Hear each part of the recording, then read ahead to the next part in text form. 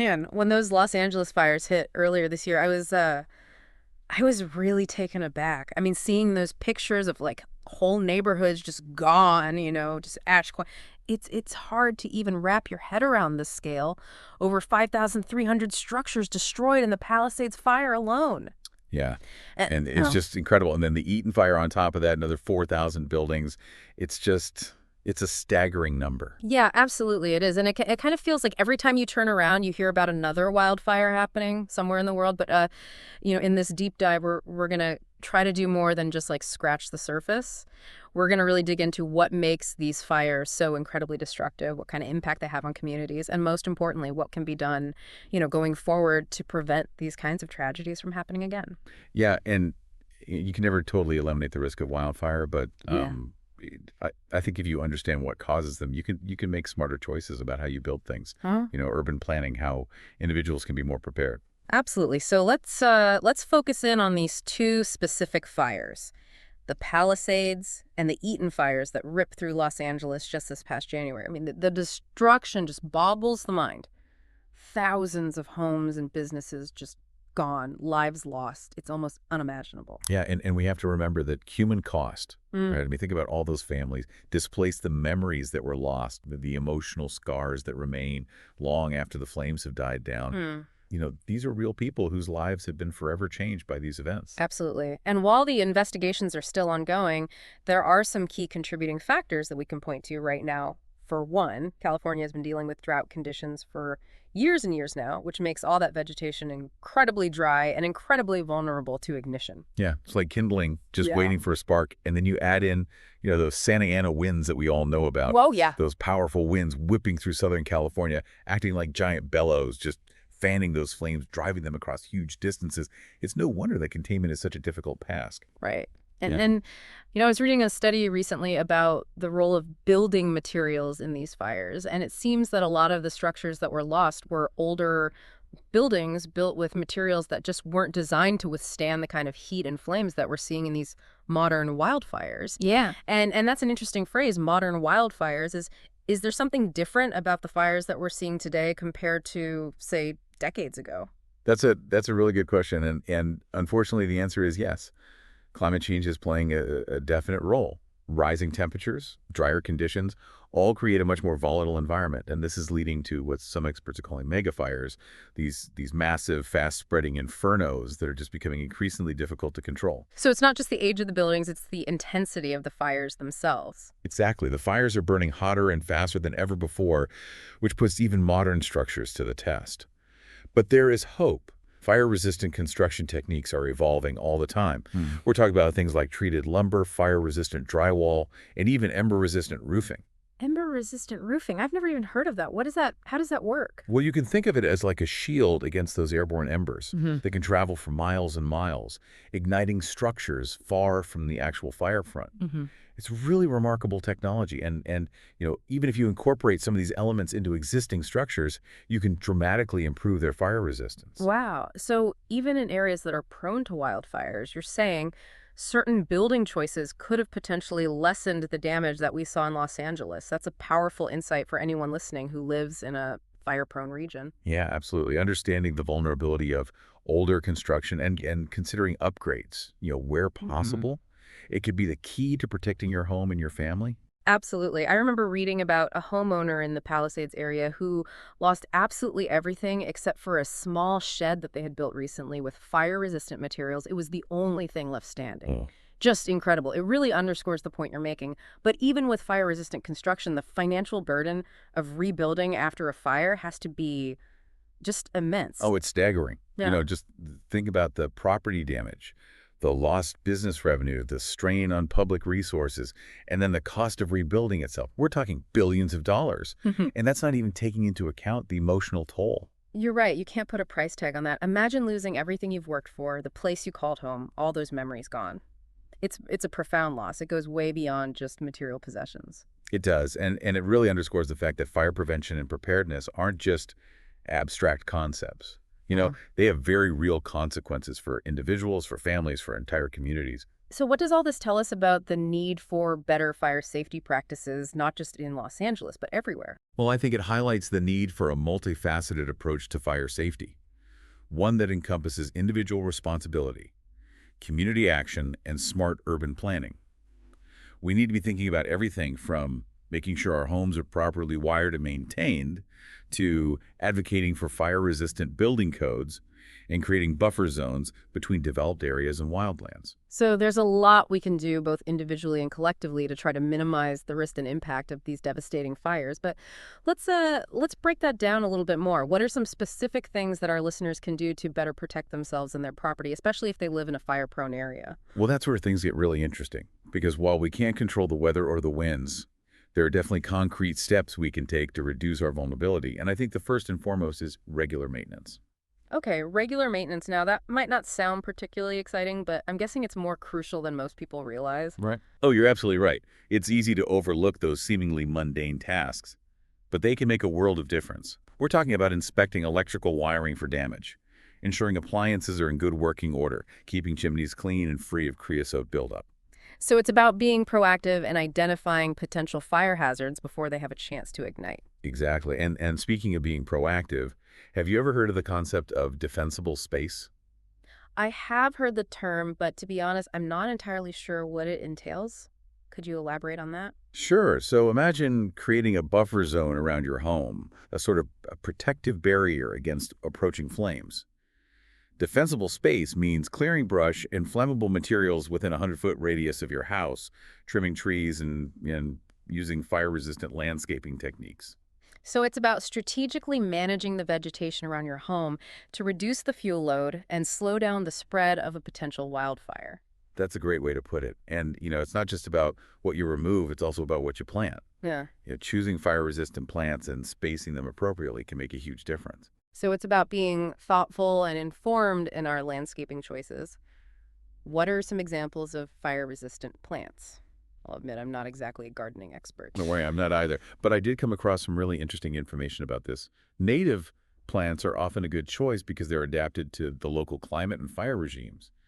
Think of plants that have moist, succulent leaves, low sap or resin content. And you definitely want to avoid highly flammable species like juniper and eucalyptus, which can ignite really easily and create what are essentially fire ladders that allow the flames to climb quickly into the tree canopy. So it's about understanding the properties of different plants and choosing wisely to create a more fire-resistant landscape. Exactly. It's about working with nature, not against it. And while we're on the topic of making smart choices, let's talk about building materials. Okay, building materials, we touched on this a little bit earlier, but I'd love to hear more about those fire-resistant options that you mentioned. Yeah, it's amazing how far we've come in developing materials that can actually withstand extreme heat. We're talking about things like treated lumber, fire-resistant siding, and those ember-resistant roofing shingles that we talked about earlier. So these materials are specifically designed to either resist ignition or to slow down the spread of flames. Exactly. They act as a barrier, giving firefighters precious time to contain the blaze. Now, I understand that not everyone can afford to build a brand new home with all the latest fire-resistant materials, but even incorporating some of these elements during renovations or upgrades can really enhance your home's fire resistance. That's good advice. It's about making informed choices whenever possible, even if it's just one step at a time. Absolutely. Every little bit helps. And those seemingly small choices, combined with those proactive measures like maintaining defensible space, can have a huge impact on your home's survivability during a wildfire. So we've talked about building materials, landscaping, defensible space. It sounds like a lot to think about, but it's also empowering to know that there are things that we can do to make a difference. It absolutely is. And, it's not just about protecting our homes. It's about protecting our communities. You're right. We're all in this together. And I think that leads to a really crucial question. What about those who have already lost their homes, their livelihoods, their sense of security in these fires? How do we as a society address the emotional and psychological impacts of these devastating events? That's a vital question, and one that we'll dive into more deeply in the next part of our deep dive. Right, because amidst all the talk about fire prevention and mitigation, it's crucial to remember the human cost of these disasters. Exactly. The trauma, the grief, the sense of loss. These are wounds that run deep and require our attention and our support. So we'll pick up this conversation in our next segment, exploring the psychological impact of wildfires and discussing resources and strategies for healing and recovery. Stay tuned. Welcome back. Before we dive into the emotional impact of these fires, Hmm. you know, I think it's important to circle back to a topic we touched on earlier, climate change. It's kind of the elephant in the room when we talk about wildfires. Their increasing frequency and intensity. You're absolutely right. It seems like every time you turn on the news, there's another story about extreme weather events, heat waves, droughts, and yes, wildfires. How much of this can be attributed to climate change? Well, the science is pretty clear. Rising global temperatures lead to drier landscapes, which in turn makes vegetation more susceptible to ignition. It's like we're creating a tinderbox out there just waiting for a spark. So it's not just the number of fires, but also the speed and the ferocity with which they spread. Exactly. And Right. and we're also seeing extended fire seasons. What used to be just a few months of high fire risk is now stretching into much longer periods, putting more communities at risk for longer durations. That's a sobering thought. It kind of feels like we're fighting an uphill battle. But what can we do? I mean, tackling climate change is a global effort. Yeah. It's going to take time to see significant changes. You're right. It's a monumental challenge, but that doesn't mean we're powerless. We can take steps to mitigate the immediate risks while we're working towards those larger systemic changes. And one strategy that's gaining a lot of traction is fuel management. Fuel management. I've heard that term before, but I'm not entirely sure what it entails. Is it just about putting out fires? It's actually about preventing them in the first place, or at least minimizing their intensity. So think of it this way. Imagine a forest floor covered in dry leaves, fallen branches, and dense undergrowth. It's basically a recipe for disaster. So what fuel management does is it involves thinning forests, clearing brush, and creating fuel breaks. So it's about reducing the amount of flammable material that can feed a fire. Exactly, breaking up that continuity of fuel. And this can involve a variety of techniques, including prescribed burns, which might sound counterintuitive, but it's a way to controllably burn off excess vegetation under safe conditions. So it's like fighting fire with fire, but in a carefully managed way. Exactly. And this is where the concept of fire adaptation comes in, Uh-huh. acknowledging that wildfires are a natural part of many ecosystems and learning to coexist with them in a way that minimizes risk. That makes sense. So it's not about eliminating fire altogether, which might not even be possible or desirable, but managing it in a way that protects lives and property. You got it. And this means building homes with fire-resistant materials. We've already touched on that. Hmm. But it also means designing communities with fire in mind. Think wider roads for easier evacuation, creating buffer zones between developed areas and wildlands, and having robust community-wide evacuation plans. So it's a multi-pronged approach, individual actions, community planning, even larger policy decisions. Precisely. It's about shifting our mindset from simply reacting to fires to proactively managing them and adapting to a fire-prone world. And this brings to mind some of the really fascinating innovations that are emerging in the field of fire prevention and mitigation. Okay, innovations that piques my curiosity. What are some of the cutting-edge tools and technologies being developed to help us combat wildfires? Well, one area that's seeing tremendous progress is fire prediction. And modeling researchers are using sophisticated computer simulations and artificial intelligence to better understand how fire spread, predict their behavior, and develop more effective suppression strategies. So it's about using technology to anticipate where a fire might go, how it might behave, giving firefighters a leg up in the battle. You're exactly right. And we're also seeing incredible advancements in the use of remote sensing and satellite imagery. These technologies can monitor fire conditions in real time, detect fires in their very early stages, and provide valuable data to firefighters on the ground. So it's like having eyes in the sky, constantly scanning for potential outbreaks, giving firefighters that crucial early warning. Precisely. Early detection can make all the difference in containing a fire before it grows out of control. And let's not forget about the ongoing research into new fire-resistant building materials. We already talked about some of them, but scientists are constantly working to improve existing materials and develop new ones. They're exploring everything from fire-resistant concrete to advanced coatings that can protect structures from intense heat. It's remarkable to think about the ingenuity that's going into creating a more fire-resilient built environment, but all of this technology and innovation, it must come at a cost. You're absolutely right. Implementing these cutting-edge solutions can be expensive, but you have to weigh that against the cost of inaction. The economic and human toll of wildfires is already immense, and it's only going to increase if we don't invest in prevention and mitigation. So it's a matter of prioritizing our resources and making smart investments in the long-term well-being of our communities. Exactly. And one thing that often gets overlooked in these discussions is the importance of community engagement. Fire adaptation isn't just about technology and infrastructure. It's about people. It's Yeah. about empowering communities to take ownership of their fire risk and work together to develop solutions that are tailored to their specific needs. That makes a lot of sense. A one-size-fits-all approach probably wouldn't work in such diverse environments. You're right, every community is different. Every ecosystem is unique. So fire adaptation plans need to be locally driven and reflect the specific challenges and opportunities of each region.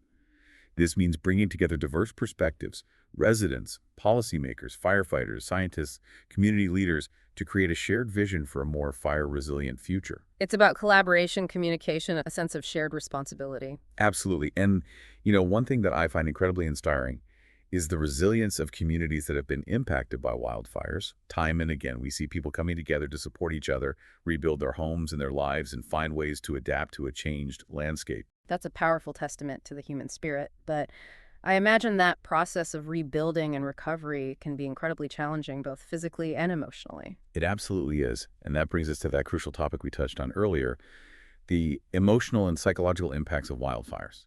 It's something we can't afford to ignore. You're right, we've talked a lot about the physical damage, the economic costs, but it's so important to acknowledge the invisible wounds left behind by these fires, the trauma, the grief, the fear. These are very real and lasting consequences that deserve our attention and support. So let's delve into that in our final segment. Yes, let's explore the human cost of wildfires and discuss resources and strategies for healing and recovery. Stay tuned. Welcome back. We've spent a lot of time in this deep dive talking about the science of wildfires, the role of climate change, and what we can do to try to reduce those risks. But as we wrap things up, I think it's important to shift our focus to the human side of this issue. The emotional and psychological toll these fires take on individuals and communities. Yeah, absolutely. We can't overlook the invisible scars left behind by these events. I mean, imagine losing everything you hold dear, your home, your possessions, your sense of security, and all in a matter of just hours. I mean, the trauma of that experience could be just overwhelming.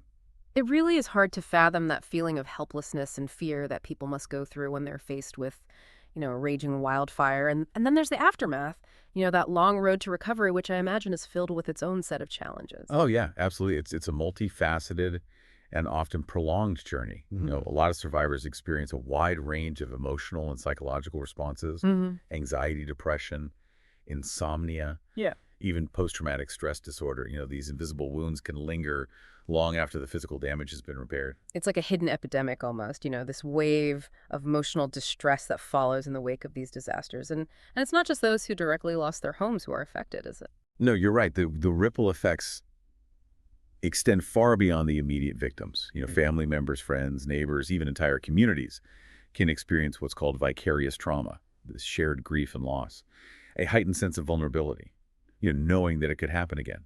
So it's like a collective trauma that can permeate an entire community, leaving a lasting impact, on its social fabric. Exactly. And it's important to remember that, children are especially susceptible to the emotional impacts of these events.